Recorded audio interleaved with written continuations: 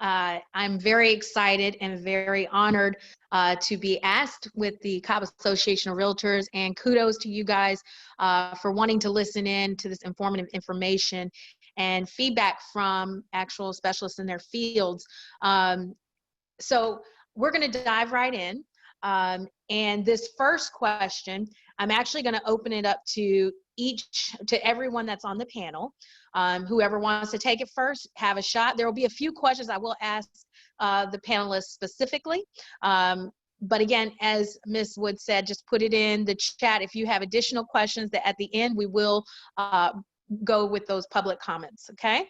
So this first question is, it's a little loaded, but what has been your experience as a professional when discovering fair housing violations, and what steps did you take to report them?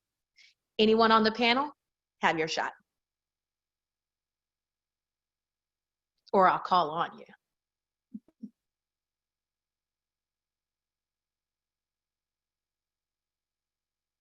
Bueller? Amy, Anybody? why don't we start with one person and then just go straight down? That way you give it, you know. All right. And keep Well, it moving. you can start with Andy. Okay. Well, on that question then, Andy, what has been your experience as a professional and when discovering fair housing violations, and what steps did you take to report them?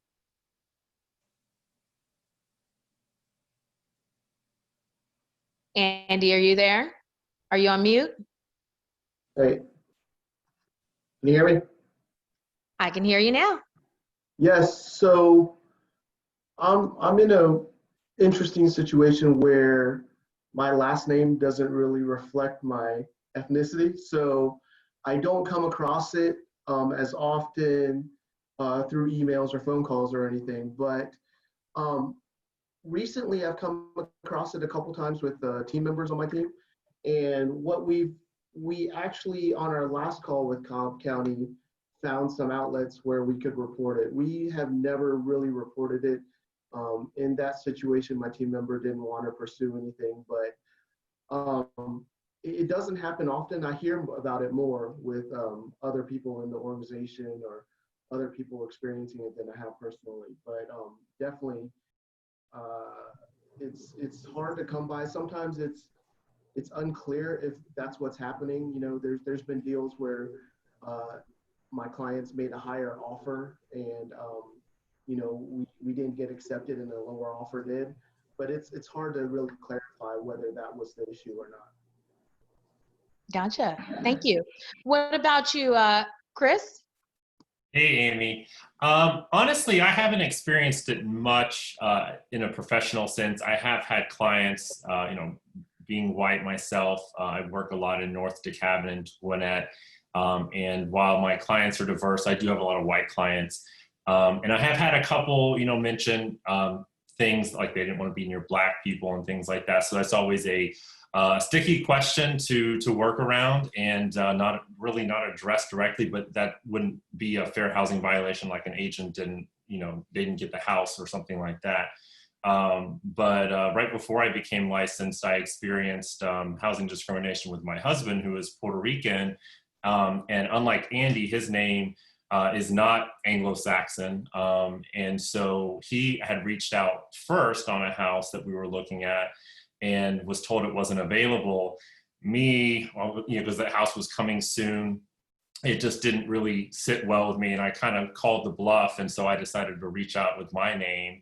And at that time, it was not hyphenated because we weren't married yet. And for me, the house was available. So and that's here in North DeKalb. Actually, we live about a quarter mile now from that house. And, you know, North DeKalb, you would think would be very inclusive and not have that kind of thing happening, but it did. And that was just in 2014. Wow. Did he take any steps to report or? No, and I think that's a great point. So me, I was livid. You know, I was turning into Karen. I was like, let me speak to the manager. And he did not. It's something he's experienced before. And, you know, obviously when people of color oftentimes speak up about their experience, they're discounted. Excuses are made. They're accused of playing the race card.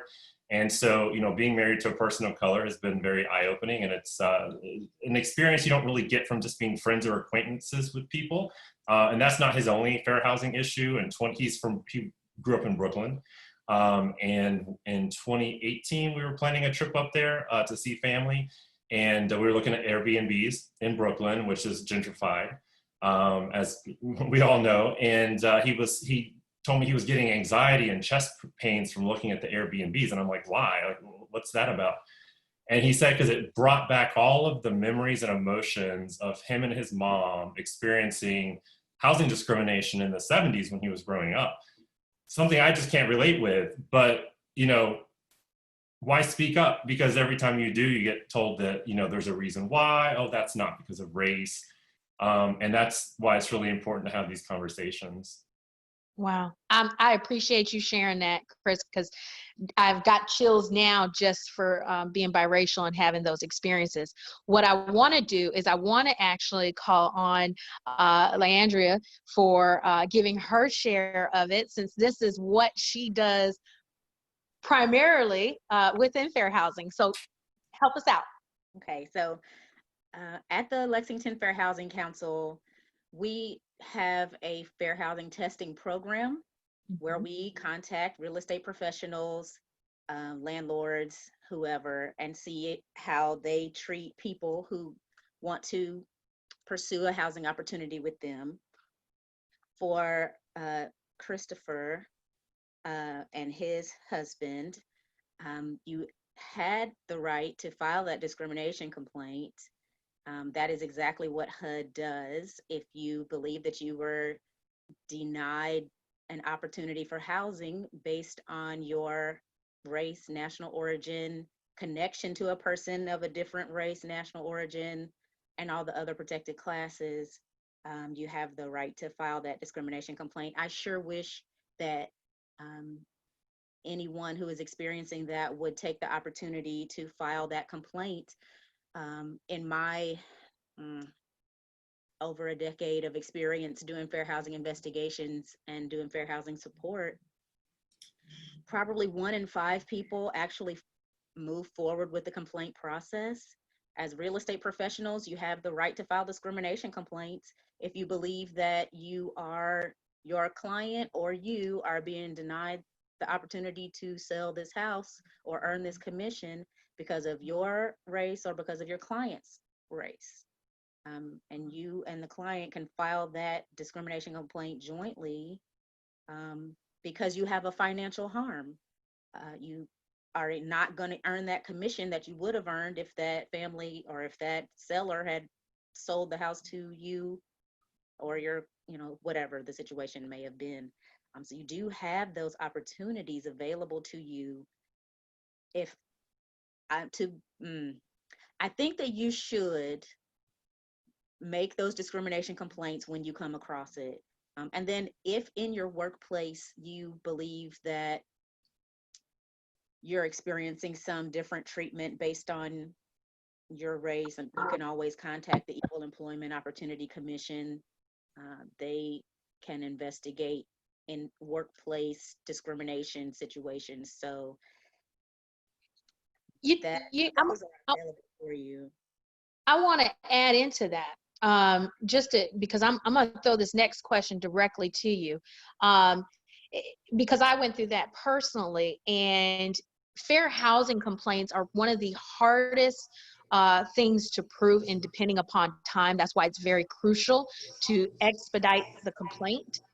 Because like you, Chris, I had my own Airbnb situation, and to try and get all the information to the right offices, that time can completely mute the complaint, unfortunately. So with your experience, Ms. Goatley, with the current state of our country, when it comes to social justice, what is your experiences in combating systematic racism? And do you believe that change will come soon in efforts of equality and inclusivity when it comes to fair housing, or even just the nation? The most important thing that has happened is these little devices that we carry around with us each and every place we go, because it has a recorder on it. It's got a video camera on it. You can screenshot text messages. You can email yourself. You can capture that discriminatory statement. If you heard them say it the first time and you didn't catch it, whip that phone out, hit the record button and say, I just want to make sure I heard you correctly. Blah, blah, blah, blah, blah, what they just said to you. And this is going to sound like a tangent, but I listen to a lot of podcasts about business. And in the Gangster Capitalism podcast, they basically, so the Gangster Capitalism podcast is about the Varsity Blues scandal where the parents were paying them to take the SAT for their kids. They had the person that was facilitating that for the families to call those people and say, I just want to make sure we're on the same page. This is what you told me to do.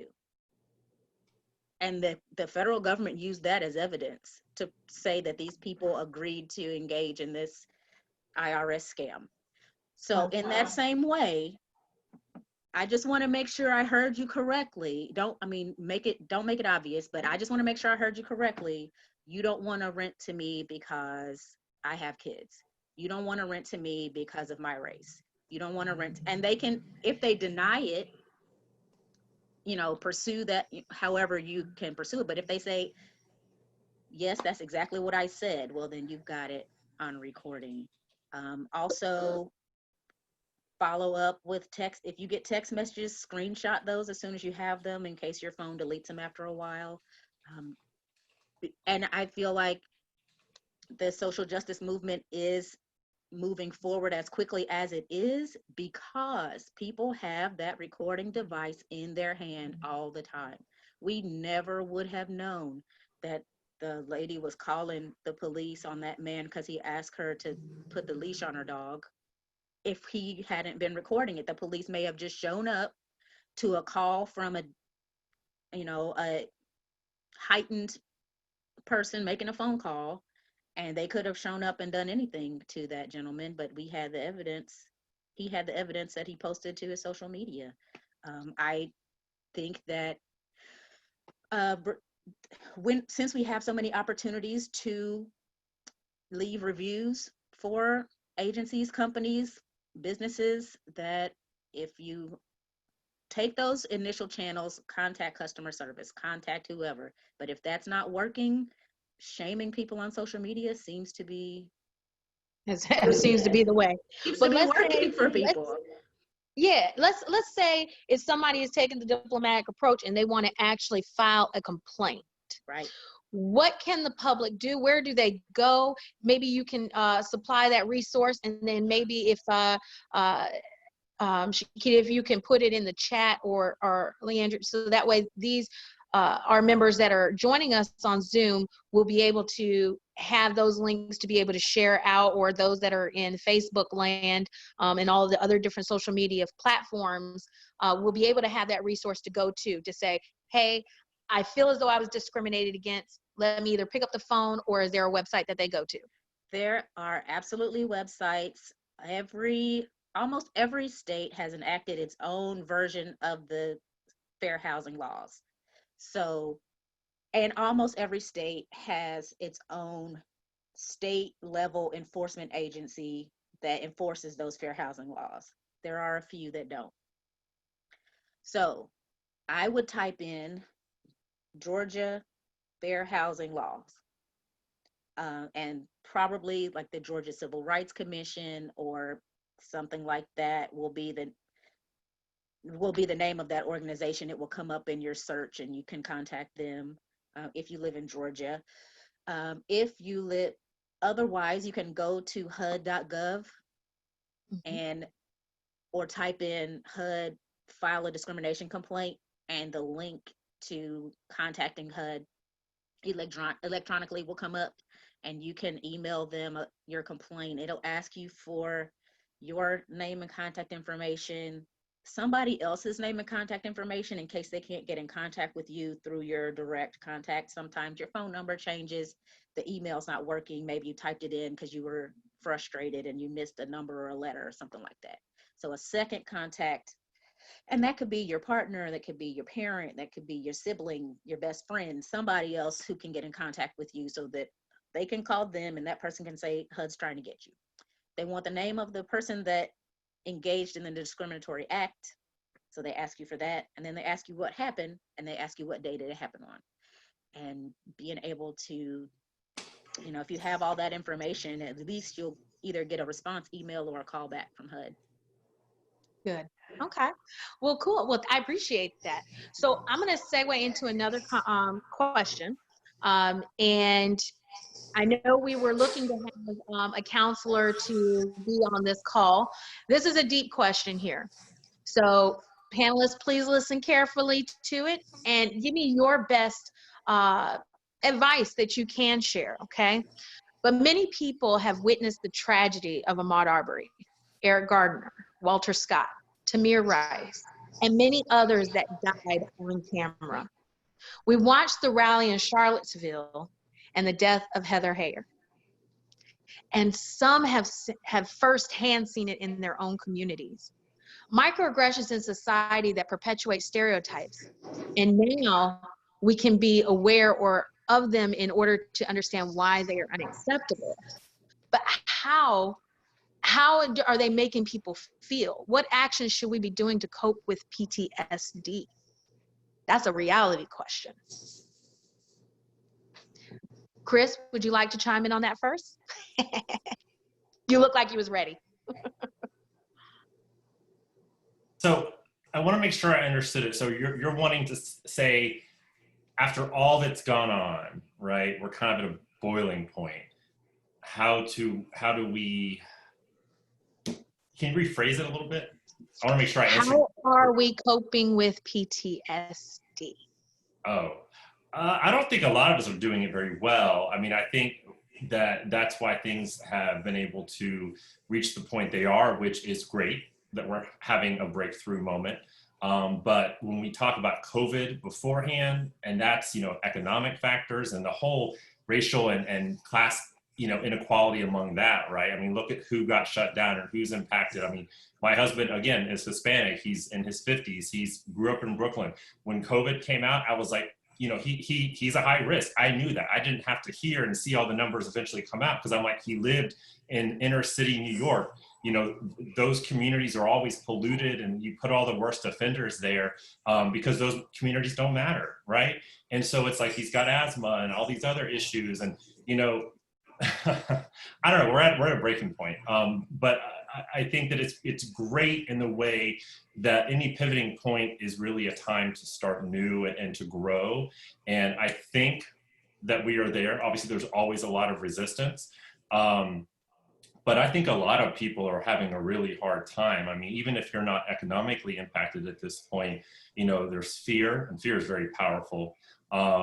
Uncertainty is really bad. And you've got a lot of people that are lashing out. And let's just be real, white people are scared. There was a GAR call yesterday with Fred Underwood, and I love Fred, but his arguments, and I know that we have to have that conversation because the money is what matters. But he kept bringing up, how you need to be engaged with diverse communities because, Hispanic home ownership is about half of the transaction volume now. And I'm like, Fred, that scares the white people, and at the same time, it's the truth. White people's fear is being replaced because they're like, well, we did some pretty nasty stuff. What's going to happen when we're not the majority? So there are some of us who are not going gracefully. And, you always get the most resistance and pushback kind of at the end. But I don't know. I'm a weird person in the way that I've experienced some really tough stuff and gone through some things. I have kind of a good resilience to some of these things. Sometimes I'm like, wow, I can't believe that I haven't had a breakdown at times, but other people aren't. And so I was glad to see mental health be on here. I don't have the answer. And unfortunately, I don't think that there's any improvement in regards to PTSD and mental health at this time. It's definitely a very trying time for our world and for our nation. But it's also a very exciting time because we could finally make the progress that so many people have been promised. I recently came to the realization, I'm 35 now. I was born 20 years after the civil rights. And at 35, I'm kind of middle-aged. I mean, most guys 70s, 80s, right? So I was born 20 years after civil rights was passed. My life is close to halfway over, and we still aren't there. Like, how many generations does this really take? So I won't Thank take you. all the time. Leandra, would you like to comment? Sure. So I think that it's important to unplug occasionally from the news that is coming at us 24 hours a day, when you are coping with seeing people who look just like you shot down, strangled, and hung from trees. So along with unplugging, I encourage the people that I talk to speak with family members who can help them, professionals who can help them. There are applications available that can help you with mindfulness. There are applications that can connect you with healthcare professionals. I listen to the Read podcast as well, and they always recommend Talkspace, so I'll recommend that as well. I have not used it personally, but there are professionals available to talk to you. You might also try contacting your local public health organization, health departments, and see if they can refer you to people who can help you sort through the emotions that you're experiencing. But I think it's really important to take some time away from that. And also, if you are a planner, try to make a plan to how you can affect some change. That usually helps people who are planners feel like they're more in control, and feeling in control is usually what helps you draw that emotion back into a phase where you can handle it a little bit better. I totally understand the unplugging part, and I'm kind of almost on the fence with it. And I do speak with a counselor, and the hardest part of sometimes unplugging is because this is the alert, this is the awareness that we've been begging and drawing attention to. So the unplug, I remember after one of the recents, I think even with Breonna Taylor, God rest her soul, is that all of a sudden it was like blackout. And it's like, no, but we've got to make sure we're getting this message out. Everybody's trying to hear it. Everybody's trying to figure out what's going on. So sometimes the unplugging part, I totally understand the logic from it. But this is where we have, as Ms. Brower said, so very hard for people with PTSD, especially in our military community, which I deal with even with my own family. And I know what my family has gone through with PTSD from war. And here we already have a street war. We have a race war. We have a community that has been crying out for obviously decades and centuries. Right. And now the unplugging part. So it's like, we don't want to knock out ourselves. Unplug and then plug back in, right? Mm-hmm. Unplug, take some time to make that plan, and then come back to execute that plan. Yeah, I can appreciate that. Andy, you've got a comment? Yeah, I think the question was, how do you help people deal with their PTSD for the current situations? A lot of it is, since for people like me that aren't directly a part of the community, is just to listen. I think there's a lot of hurt going on, and the hurt creates reactions that, I've been on some calls where people are fired up, but you got to understand that there's a reason for that, and kind of listen past, the anger and the hurt, and try to figure out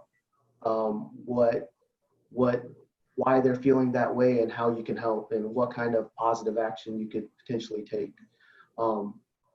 I think Phyllis did a really good job the other day when we were on a call where someone was upset, and she didn't let them leave and asked them to stay and talk, and talked it out, and it was educational and informative for me myself. And her being able to get them to stay on and talk about it helped people like me listen and understand what was going on better. So a lot of it's listening. I mean, I don't think any of us are counselors, so we can't solve the problem, but we can at least have help someone get it off their chest so that they, somebody else is educated and you learn a little bit yourself. I appreciate that. And I just see in the comment section, Miss Kelly Clark, you are a mental health advocate. While we have you on the call, would you grace us maybe with the insight to that? Hi. I have to unmute her. Okay. Hi, can you hear me okay? Yes, ma'am. Thank you. You guys are doing a phenomenal job, and I'm so grateful to be a part of this. And I thank for some of the comments that I heard so far about unplugging. That is so key. How do you unplug when you're already a moth to a flame? Moths don't unplug because you're seeing something happening that you're attracted to. You're so attracted because, wait a minute, there might be a solution today. There might be a solution today. There might be, so you keep plugging in. Before you know it, you could be up to 1 a.m. And then it's a week later, and then it's 2 months later, and now you're a mess. And I think the biggest thing that I see people tend to miss with PTSD, especially when we're talking about racial disparities and the harm it causes, is that we tend to use the word post, traumatic. And this isn't post. And as the gentleman mentioned, there's a chronic, persistent injury. So for PTSD, we're talking to people who experience things in their childhood that has not reoccurred, that have experienced things, in the military, that experienced a violent act, even a car accident. Okay, but that doesn't happen every day. And with the racial harm and injuries that we experience, these shockingly happen in the workplace. They happen when you're going to the supermarket. They happen when your husband is driving home from work. Good day. So the persistent, the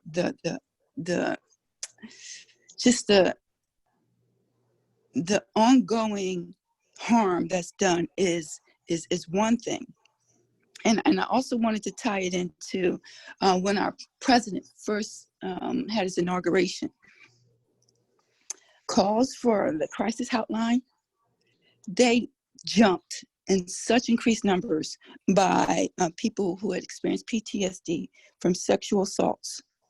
Within that first week, within that first month, calls for counseling, therapy appointments, etc., shot up, just because many people assumed or presumed that there was a predator in the office. I cannot say if he is or is not, but that triggered so many people. And so when you see on your television, your TikToks, your Facebooks, your news, another Black man, another Black woman, being harmed, it's happening to you. There's stats up right now that say that whenever we see this in our communities, that it causes such a toll on our psyche, and that it impedes our ability to learn, to be productive, etc. So this is such a serious act. And so I do like some of the suggestions that I heard, and I will continue to recommend, to unplug, to contact Crisis Hotline. You are not crazy. Almost every therapist I know has a therapist. Almost every pastor I know has a pastor. So if you are just an individual walking around and you don't have a 12-step support group, and you don't have a pastor, and you don't have a priest, and you don't have a therapist or a psychologist, then you are really doing the best you can, and you're just really a wounded person right now unknowingly. And how would you know if you are wounded because of this? You don't feel safe, first and foremost. You're walking around this planet and you don't feel safe. Secondly, you feel on edge. You're having trouble sleeping. You're trying to solve the problem by watching this relentlessly. So you are probably a victim. And please seek help. There is no harm in it. It is highly confidential, and you deserve to help to make it through this every day. Thank you. I thank you so much, Kelly, for mentioning in on that.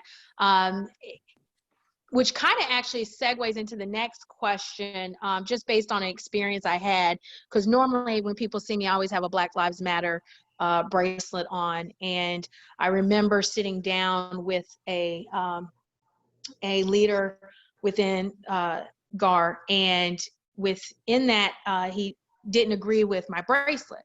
And within that bracelet, I asked him, I said, you know, what about it?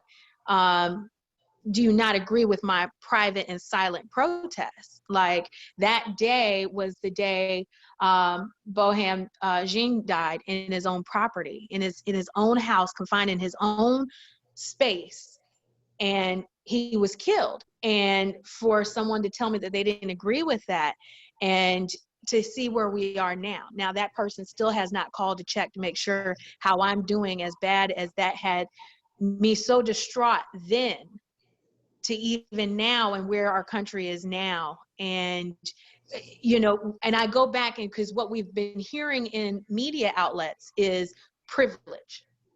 What is privilege? So maybe we can hear from a different voice. Ms. Christina, would you like to take that one?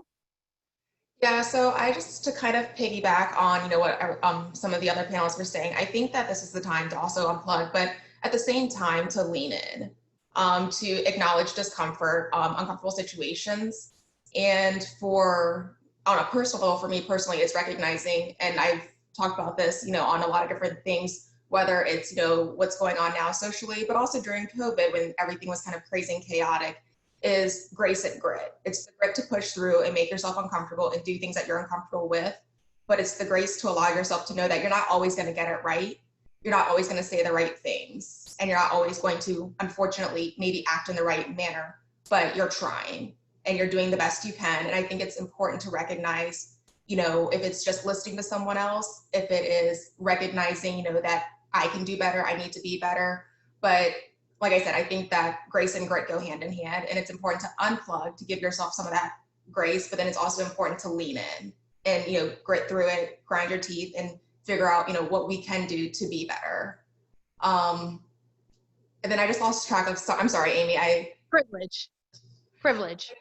I think it's, you know, privilege is one of those topics that is very messy, and it's very difficult to talk about because there are different aspects of privilege. There is, you know, what people, you know, want to either deny or not, you know, the white privilege, male privilege, things that are out there that, you know, unless you are in someone else's shoes, you can't fully be aware of it. And whether or not, you know, you believe or not, don't believe this is a thing, you know, there's certain things that I, as a female, will have to go through an experience that a man would not. And by the same token, I recognize that I, as I'm a minority, will go through things that other white people may not, but also I, as the quote unquote model minority, may also go through things that, you know, the Black community may not. And just recognizing that, and it's difficult. And like I said, it's part of that process of leaning in and having these conversations where at times I want to say, but I did it this way and it worked out, and see how well it's going,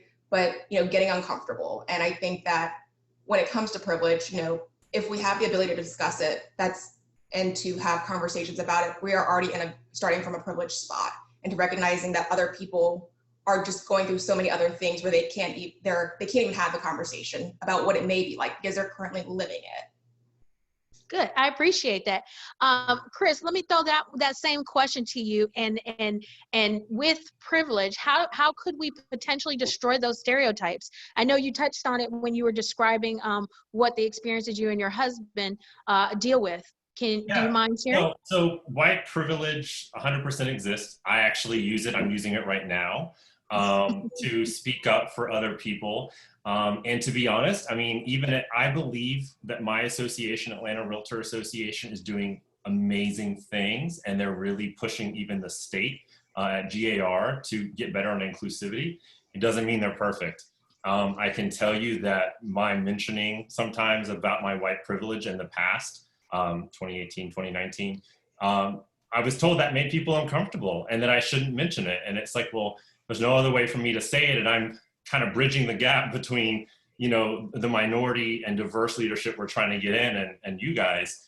I'm proud to say we've come a long way in the last couple of years around that topic, but it 100% exists, and really our responsibility as white people is to have that discussion with the people that look like us. Because I'll be honest with you, again, you know, being in an interracial marriage has changed and opened my eyes to so many things. We're all really kind of in our own silos.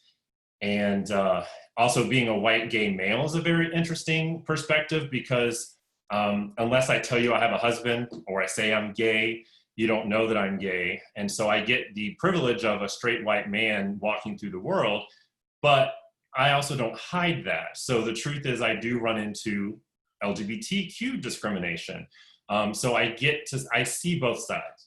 But that doesn't change my position and my focus on having these discussions. I'm just glad that we can now more acceptably have them. I'll tell you at Atlanta Realtors, the kind of stuff we're doing right now, I'm really excited because the things that we're being told to do now and create events and this discussion like you guys are having at Cobb, these are events that I was meeting with Black leaders at Atlanta Realtors just in January and saying, how many years do you think until we can have these discussions and have these things said and have the realtors admit our role in redlining and inequality and the wealth gap, 3, 5, 10 years, what white leaders do we need to get in this mix to get up to be president? And who do you think would be the best to deliver that message? I mean, we were literally having these conversations privately in January, and now they're at like the heart of the association. So use that white privilege. It came up on a call with Gar yesterday. It's very clicky and closed.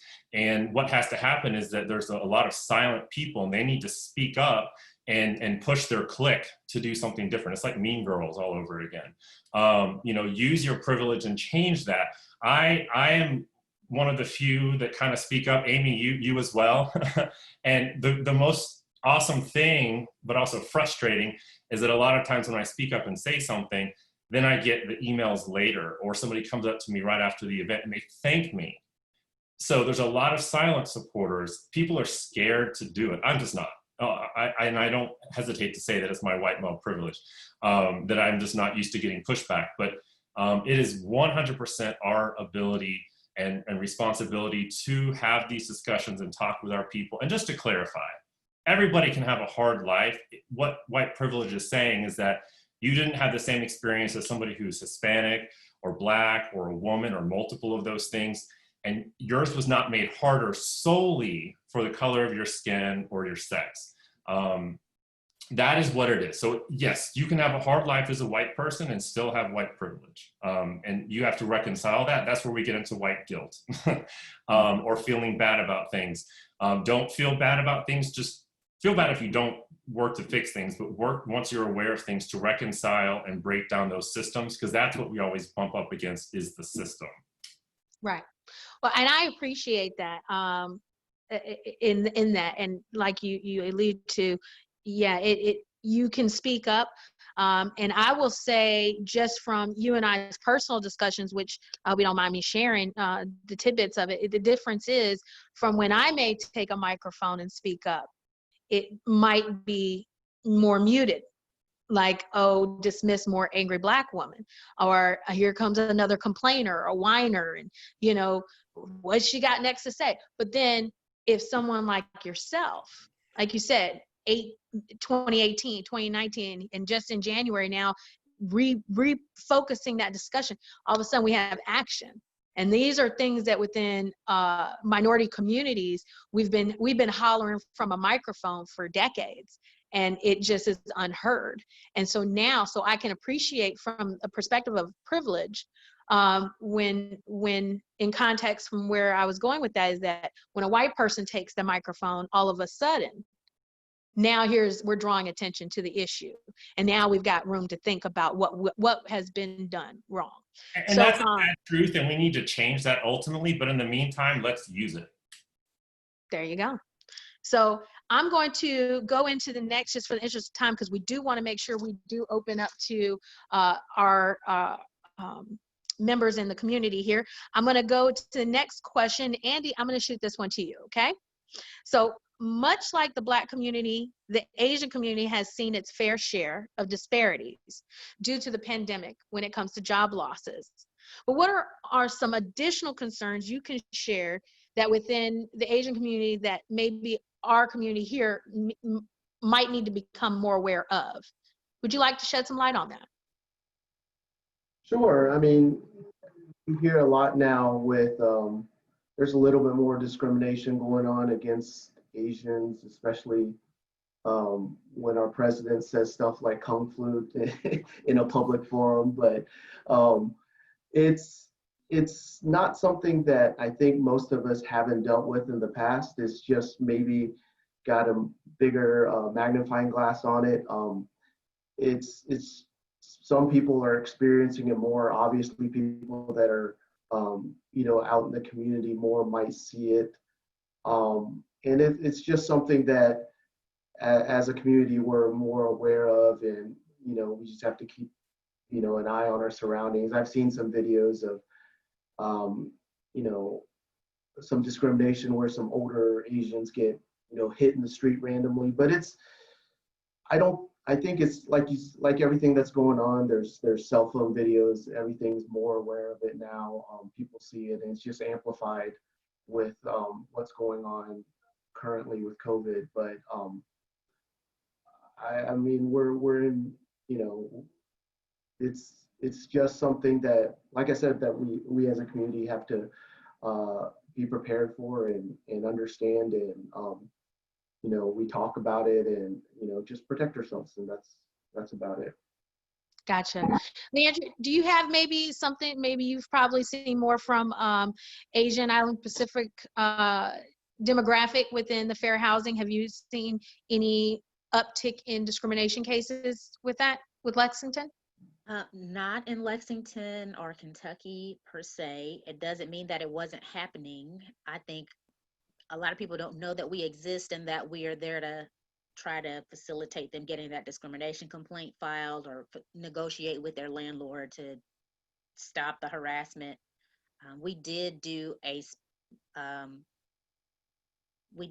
our annual fair housing training. It was also a Zoom webinar, but we did focus on how COVID-19 intersected with each of the different protected classes. So I know our executive director at the Board of Zoning Adjustment is an Asian female, and she told me stories about her and her family being discriminated against, being called names, being treated poorly out in the public sphere. And there is not, to my knowledge, a place where you can file a public accommodations complaint at the federal level. So you'd have to go to whatever your state level agency is to get help with that. And we can only hope that the state has those resources, or even just in the local community. I know firsthand that not every community will have a local fair housing, and I know that part of the budget has been cut over the past couple of years federally to make sure that from a state perspective's budget that it trickles down. So I know that has been a continuous issue for funding. So I appreciate that. Thank you. Chris, I'm going to go into the next question here. Okay. June is Pride Month, right? So with more than 360,000 people in Georgia who identify with the LGBT community, how are you coping with the roller coaster ride of policy changes on a federal level, and what are your hopes for Georgia? Yeah, awesome question. First of all, I'd like to say, it's important to remind people that LGBTQ is just not white gay guys, and that we really are a microcosm of society at large. We have Black and brown and Asian and female members in our community, and so the truth is that our diverse members need the most attention right now, and like I said, we are a microcosm, so this is where that focus should be. Of course, there was the Supreme Court decision that came out, I believe, last Monday, extending worker protections to include LGBT, which was huge. And in case you don't understand what that's like, let me explain. I've always been out and open, so I even can't really relate to it. But I keep talking about my husband a lot. He really does inspire me, and he has a very different experience than me. And he grew up before I did, so it was obviously a different environment. We got married in 2014 in Hawaii, and at that time in Georgia, it was not legal until the following summer when the Supreme Court passed it. That was something that he said he thought he'd never be able to do in his lifetime. He got to do that. We adopted 2 teenagers from Georgia foster care a couple of years after that. Again, something he didn't think he'd be able to do. And then last Monday, I once again heard from him say that, you know, he never thought in his lifetime that worker protections would come for LGBTQ people. And, you know, he does not hide his sexual orientation at work. He has a picture of our family on his desk in his office. And in fact, we were in a movie called Instant Family with Mark Wahlberg a couple of years ago that's about adopting from foster care. So as people see that movie, and every few months somebody reaches out and says at his work, including, "Oh, I saw your family in the movie." So he's not hidden, but he doesn't wear it on his sleeve because he's always been in tech. You know, he's a Hispanic gay male in tech, which is a white straight male thing. He now works for the state of Georgia still in a tech role. But there's a lot of people, and particularly religious women, because he supports the database there, and there's a lot of people that he serves. When they learn that he's gay at some point, they are very different to him once they find out. So it's very important and exciting for them to have those worker protections, because one of the cases that led to the Supreme Court was a state worker in Clayton County who was fired for being gay. But it's what's left, and that would be fair housing. You know, we still, LGBT and especially our trans members are not protected by state or federal law in fair housing. If you're a realtor, you're not supposed to discriminate. It doesn't mean that we don't at times. And of course, if you're a non-realtor or fall under some other classification, you still can. So there are still things that we need to do, as always, but the next big ones are the Supreme Court to possibly step in, or for legislation to happen like the Equality Act, which is stalled in the Senate, like so many things, that would extend protection for housing, which was very relevant here in real estate. And of course, the new forefront of trying to tear down rights is around adoption. And I'm proud to say that our family's recent story, 4-year struggle of trying to adopt a Puerto Rican child from the state of Georgia, is now going to be part of the Supreme Court amicus brief on that case. So do your part, whatever it is, and this is a team effort. Wow, I'm so looking forward to hearing your testimony there on the Senate, on the Supreme Court level, and just knowing in your personal struggles. This is a monumentous part in your journey. So I am very, very proud of you guys for holding on to that. Ms. Landry, would you like to chime in? Sure. I know that in a lot of housing cases, we use employment case law from Title 8, from Title 7 to support Title 8. So I believe that this workers' rights, LGBTQ plus answer will cover fair housing. And let's hope it does. Just because so many employment cases are used to support fair housing cases, because the protected bases is the same. It's just, is it employment? Is it housing? So if it works for employment, it should work for housing. But I certainly understand wanting to have that in black and white on a piece of paper that says, yes, I am protected. I certainly understand that. I do. And I asked our executive director when it passed, I was like, does this mean housing too? And he was like, yes. So at least as far as the Lexington Fair Housing Council is concerned, housing is covered. Yes, ma'am. Good. Thank you very much. We're still hoping for that for Georgia. Was somebody chiming in? Phyllis is, yes. Yes. Amy, I wanted to see if we could have Dr. Christopher just talk to some of the mental health questions that we had in the chat. Dr. Christopher, if you could go ahead and unmute yourself and introduce yourself. Hello, everyone. I'm Dr. Christopher Bishop. I'm a clinical forensic psychologist to the state of Maryland. Welcome. Thank you. And then if you could go ahead and speak to some of the things that people were talking about was PTSDs, and then also some of the things that's happening with people's emotions and how they're feeling with the climate that's going on in our community, in our country right now. If you could speak to that. Can you be more specific about what about PTSD? Do you want me to go back in and read that question? Yeah, Or thank you, Amy. Okay, no problem. The question at that time was, many people had witnessed the tragedy of Ahmaud Arbery, Eric Gardner, Walter Scott, and Tamir Rice, and many others die on camera. We watched the rally in Charlottesville and the death of Heather Heyer, and some have seen it firsthand in their own communities. Microaggressions in society that perpetuate stereotypes, and how we can be aware or understand why they're unacceptable, how they make people feel. So what actions should we be doing to cope with PTSD? Well, one, I don't see it as PTSD. I see it as complex trauma. So and people of color has been experiencing this forever. This is not new information. What we're seeing on TV is that we have footage, but this is not new. I myself has experienced police brutality. So when we're talking about complex trauma, that means that we're always in this. We're always being victimized. When you have PTSD, the assault has stopped. It hasn't stopped. So we can't recognize this as PTSD. And it has very historical underlines to this. And so we're triggered by seeing us being beaten, us being slaves. So when we talk about that, this is an ongoing assault on people of color. I appreciate that. I appreciate that. Phyllis, did you want me to do you want to expand further, or did you?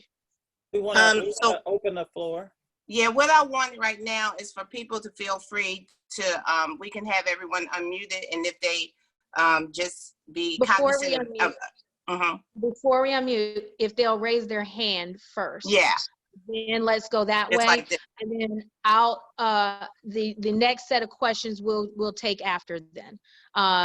So if you have the public, just in what you've heard thus far, if you have any comments, if you'll go over to where it has participants, and you'll see to the side there where it says raise hand, then we will have Vita and Phyllis.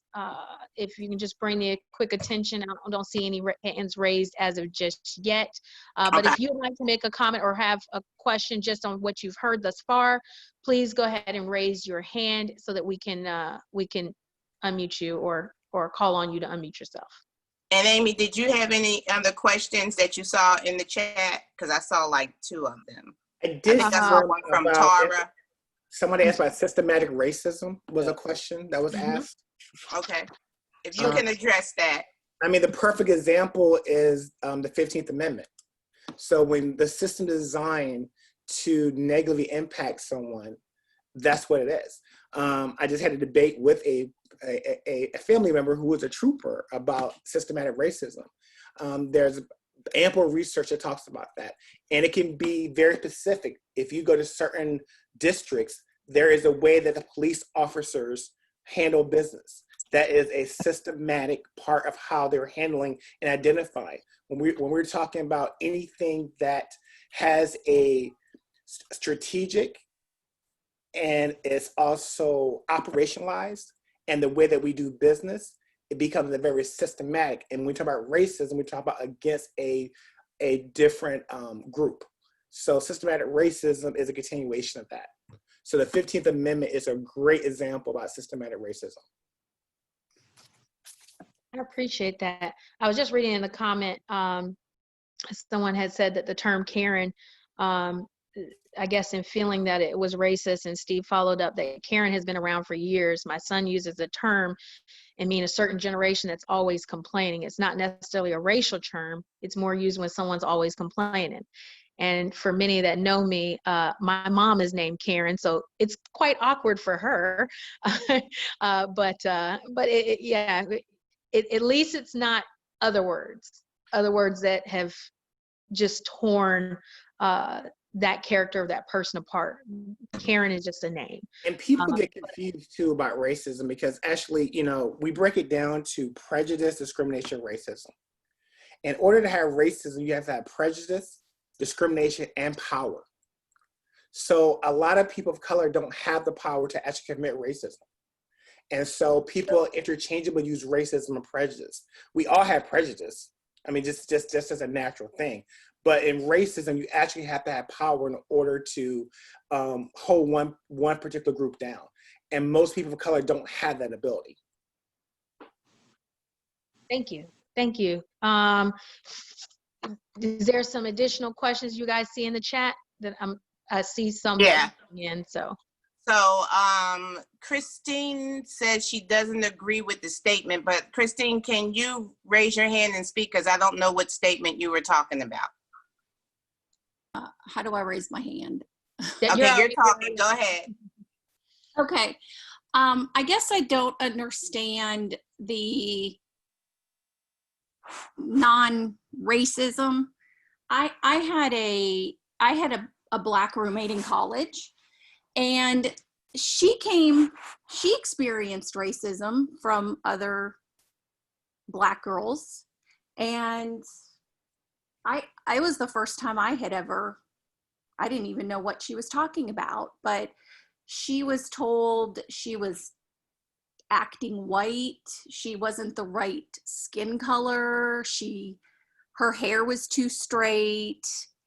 She was just talked wrong, dressed wrong. And after talking to her a lot, and then of course, I was a minority in my school. I was a minority, so I had friends of all different colors. I mean, different Black colors, different shades. I didn't even know that existed. So then I asked them, because I've been friends with them for now 30 plus years. I went back and asked them, and they said, oh yeah, that does exist. So I need a little more explanation of that, because I don't agree with that. Some people say that and some people don't. So maybe there's another term for it and it's not racism, but I'll take that one. Tell me what that's called. That's colorism. That's colorism. As a multiracial person, I totally understand what you mean by that. I didn't have my first experience of that until I went to an HBCU. And unfortunately, I wasn't Black enough to be there. And at that time, we had just had the dragging of a Black man from the white deputy sheriff in Texas. And it was the worst experience to be in the backwoods of Mississippi. And you not only see a NAACP march, you're also seeing a Ku Klux Klan march. And the entire time, as a girl from Atlanta, calling my white mother to say, where did you just drop me off at? Because I have no idea what I'm experiencing. But what you are describing is what was called colorism.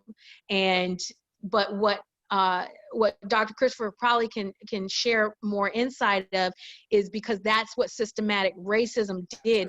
It made sure that there was divide within this particular demographic to make them implode on each other. So, Doctor, if you can expand on that. Yeah, actually, me and my colleagues are writing a book right now, and my chapter is colorism, which actually has historical roots in slavery. So when the white slave owners were raping the slaves, you got different shades, and therefore you had different privileges, and that is a real source of colorism. And I know people use the word minority. I don't use the word minority because I don't see myself as a minority because it's a negative connotation. I'm a person of color. And there's other research to talk about other language that we can use.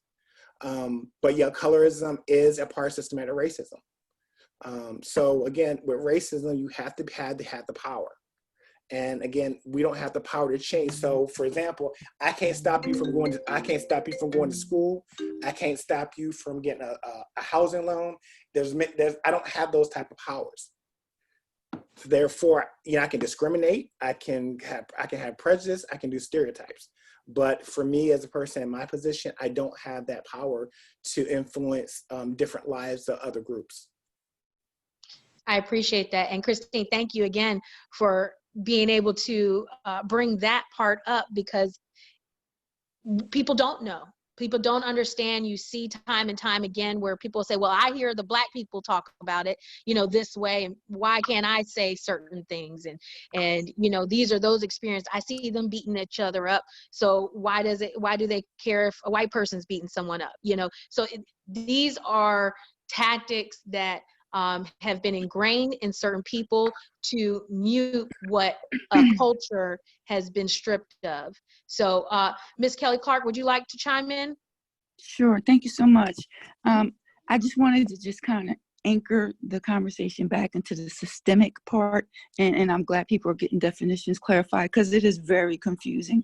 And we are explaining harm, and then there's injury, and then there's impotence, where I can paralyze you.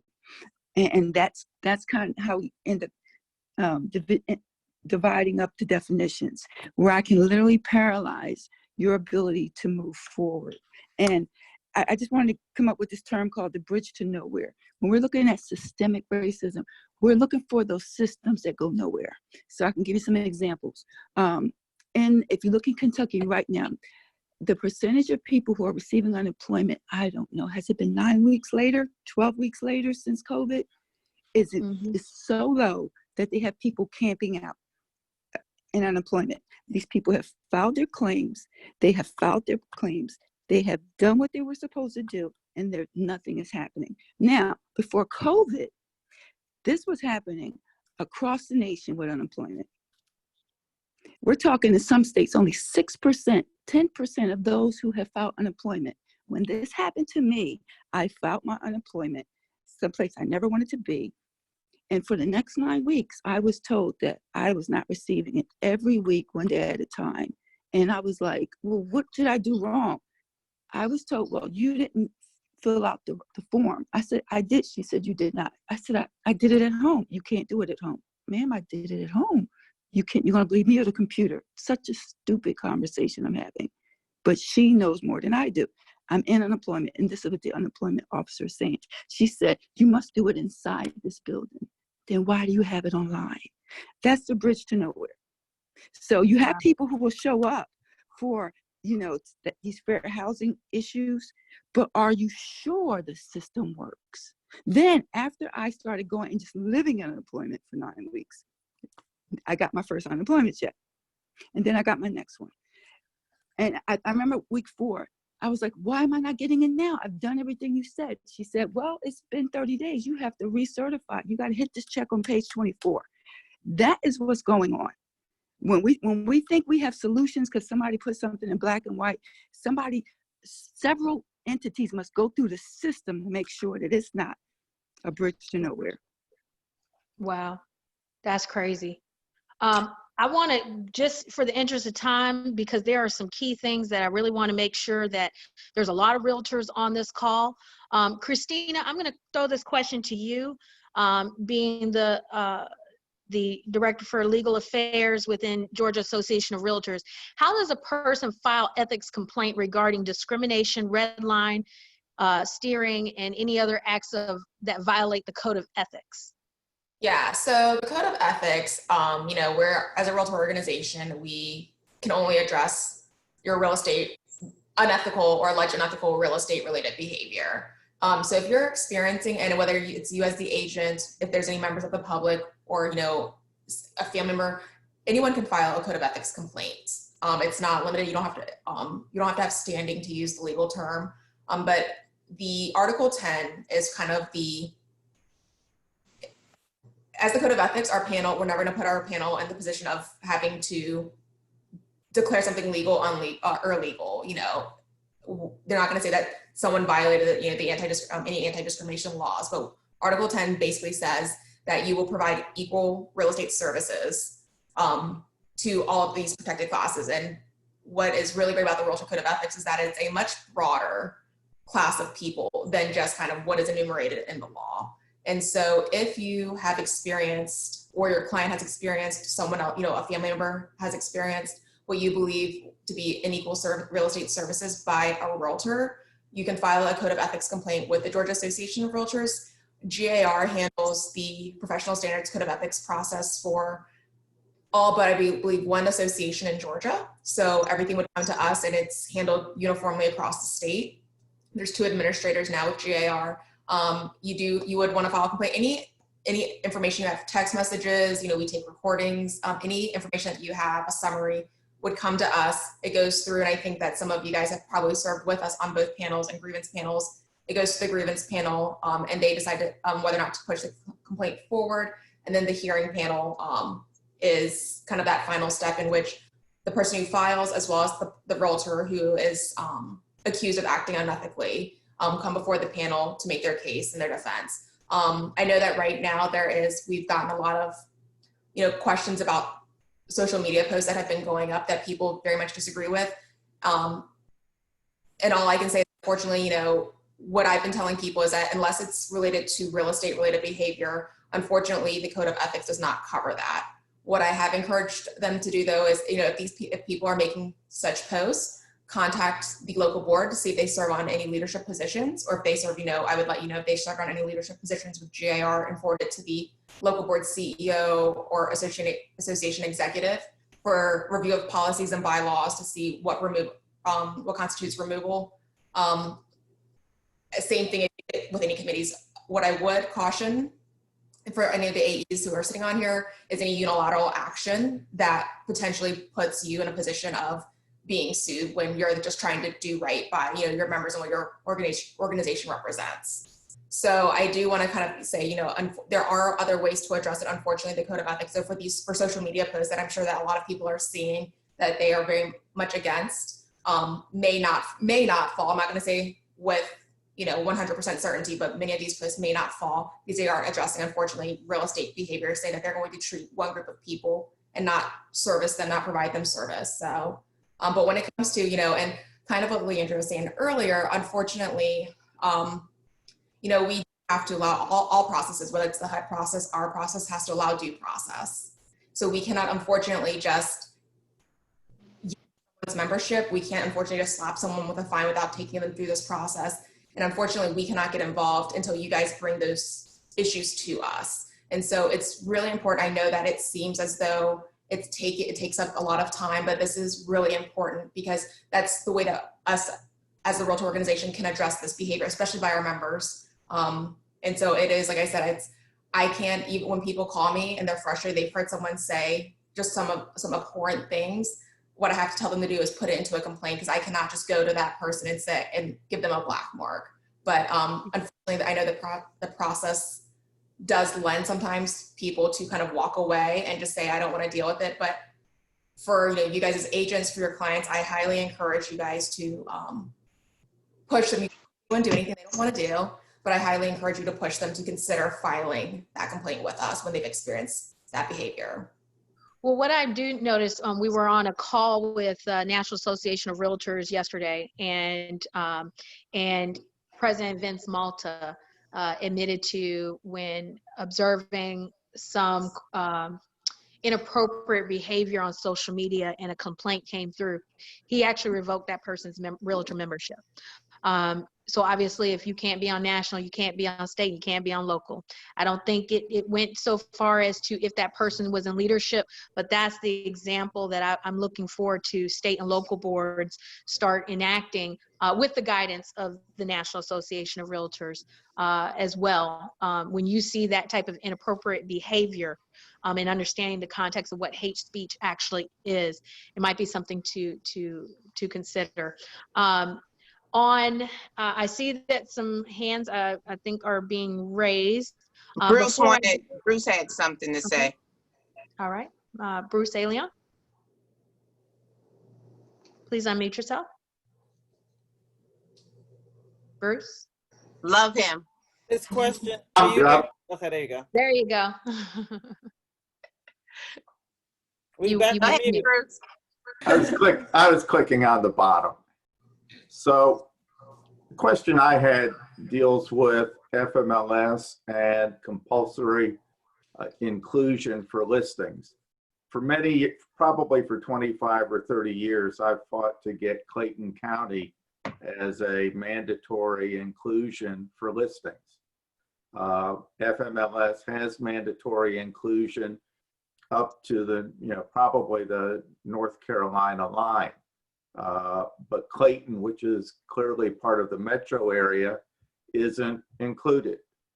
Now, I'm told that the brokers don't want to pay the fees, or there's the uprising among the agents and all sorts of reasons for not doing what seems to be the best business decision for the average member.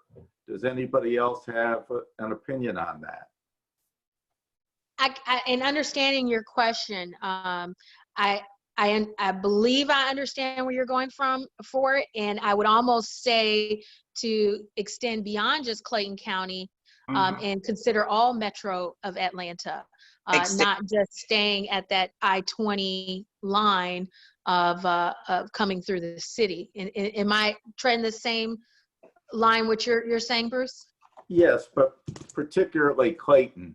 There are arguments that you don't need to go that far south. That's not what FMLS considers metro, but you can't say metro without including Clayton, maybe even Henry.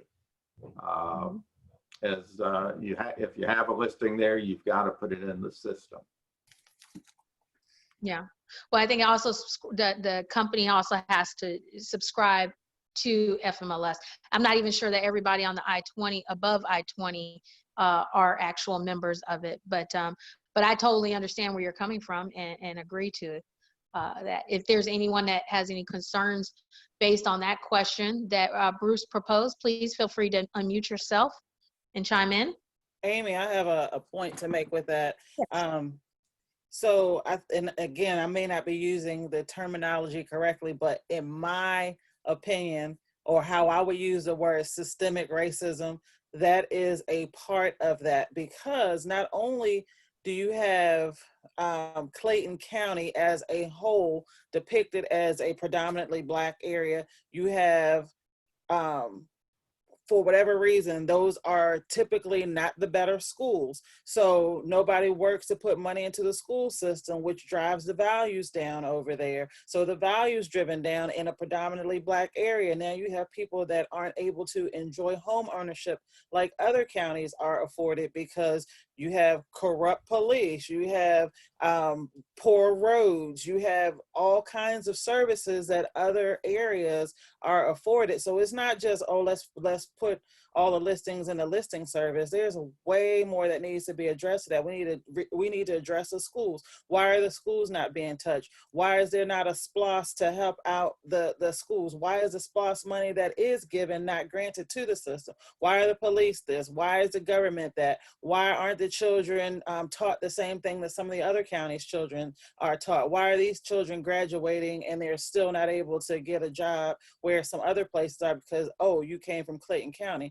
So I think there's a lot that needs to be done when it comes to pigeonholing or redlining or steering. We have to figure out a way to adjust that. I'm from the DMV area, and if you know Washington, D.C., as this is the nation's capital, you have Northwest. Okay, that's where you have all your money. But then somebody says, oh, I'm from Southeast. Oh, Anacostia. Oh my gosh. But it still is D.C. It's unfortunate. Or somebody said, where exactly are you from? And I might say PG County. Oh, okay, you PG County. So how do we fix this? How do we address areas or address when there is a definite need to have people in position, privilege, power, whatever word you want to call, put the money in there and vote the people into the office that are going to use the money the right way, so that our children, I'm saying the children are all ours, have a equal opportunity, so that they can start off on the right foot, versus feeling like from the beginning of time, kindergarten, they were just thrown away and left behind because nobody cares. Well, as someone who is a product of Clayton County Schools, that's me. I know firsthand, Clayton County, back when we moved there, That was at the time that the Olympics came, and they were closing down all the housing projects in the inner city, and they pushed everyone to Clayton County or DeKalb County, depending on your just whatever it was. Atlanta is known to still be a very segregated city. I've mentioned it in many radio shows, in many interviews. Atlanta is still a very segregated city. And in Clayton County, that has nearly almost 70% as rentals, the home ownership has lacked. I remember when I used to have to say, when people say, well, where is Clayton County? And you always had to give the reference point of the airport. And the airport then, it wasn't as large as it is now, but it's in Clayton County. And, you know, and it's just expanded to the point it's taken over by the city of Atlanta. And if you see all the development that's now proposed for it, it's amazing because, again, you pushed everyone out and now you're getting ready to push more people to the side because now we've got a new city getting ready to be formed out there and other big business, and you've already had moved people out of it. So as someone who came up through Clayton County and had the lack of resources, I certainly can attest for a lot of people in my graduate class that are doing the damn thing. I'm just going to put it out there like that. They have been resilient in all their efforts, and I applaud them. But there are a lot of people that struggled behind me, where the accreditation was constantly lost because of lack of resources. Fair housing, is essential for a community to thrive. And with that, I'm going to segue quickly into what NAR has done in their approach in type of grants that they're offering. And there's a bunch of them. But for all the many different associations that are on this call, I'm not going to go into every single one of them for the sake of time.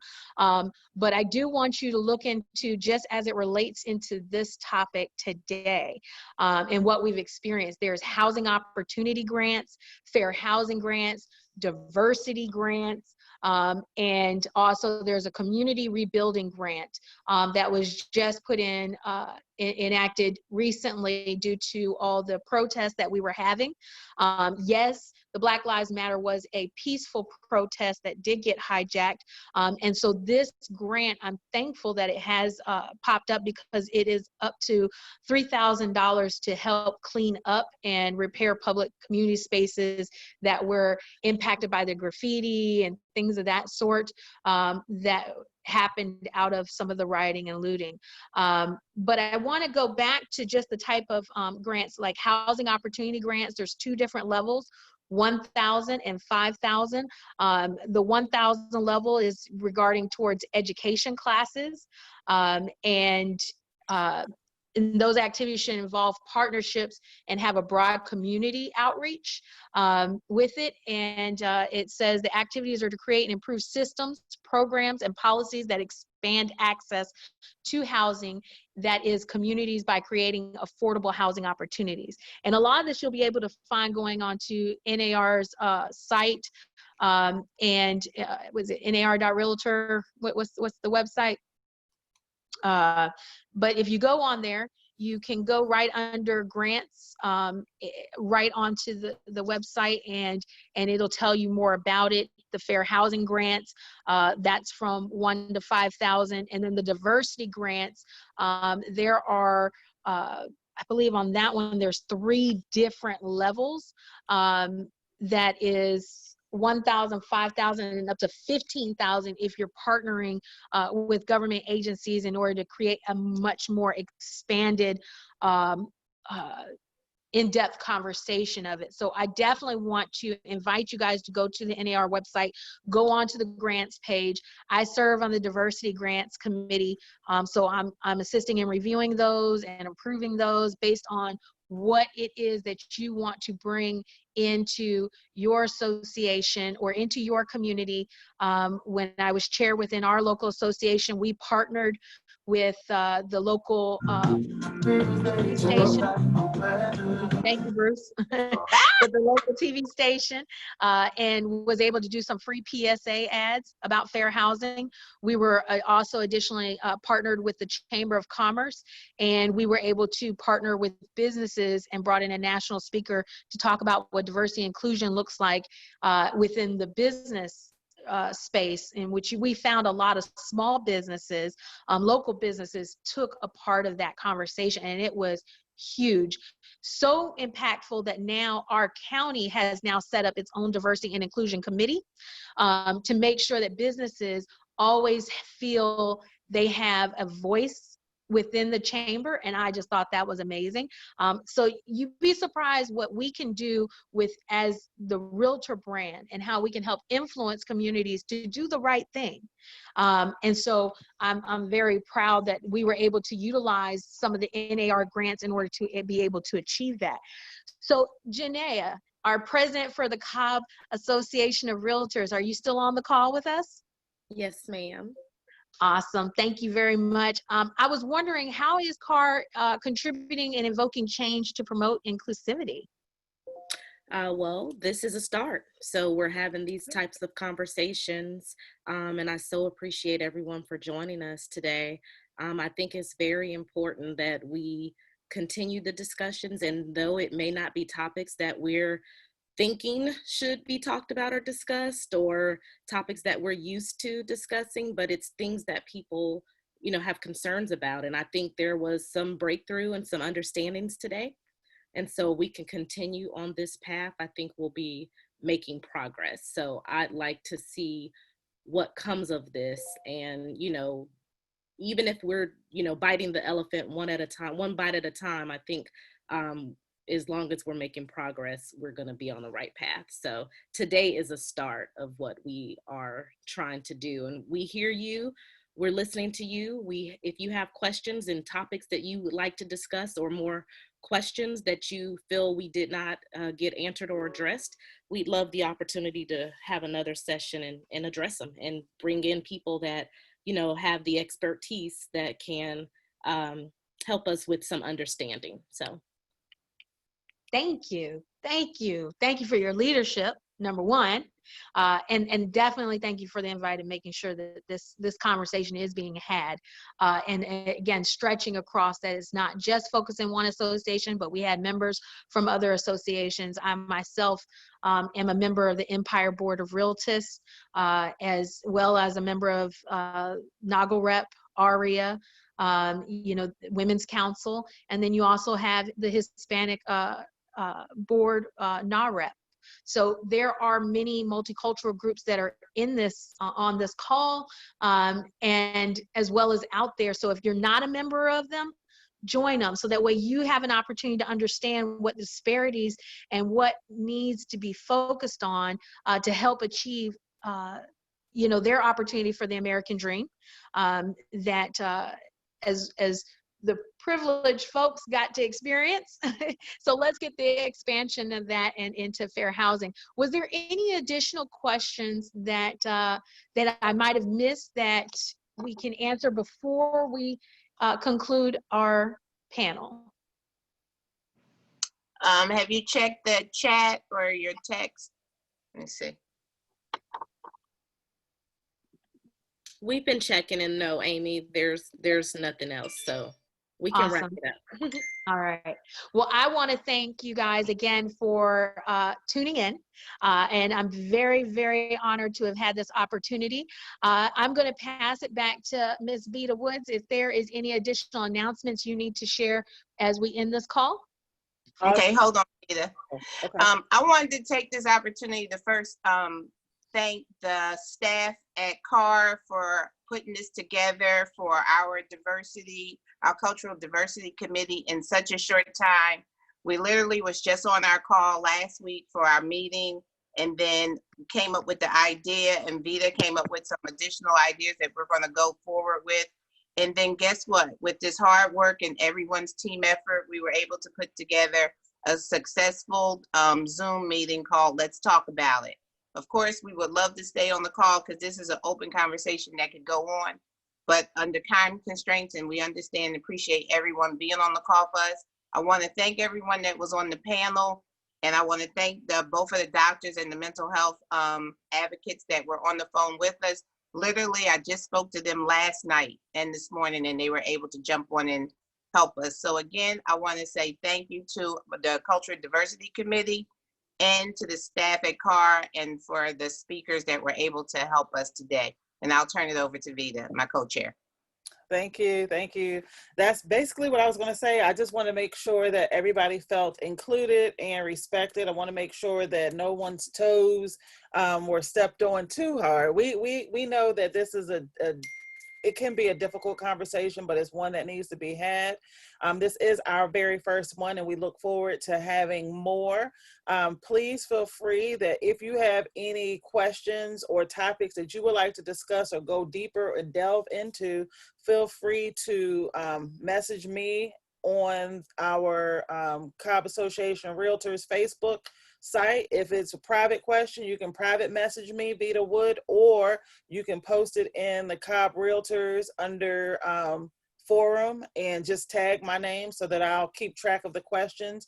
And then when we try to do this again, we will be able to include questions and have a little bit more time for us to speak openly and discuss that way. And again, I appreciate all of our speakers, our panelists. Amy, you did a great job moderating.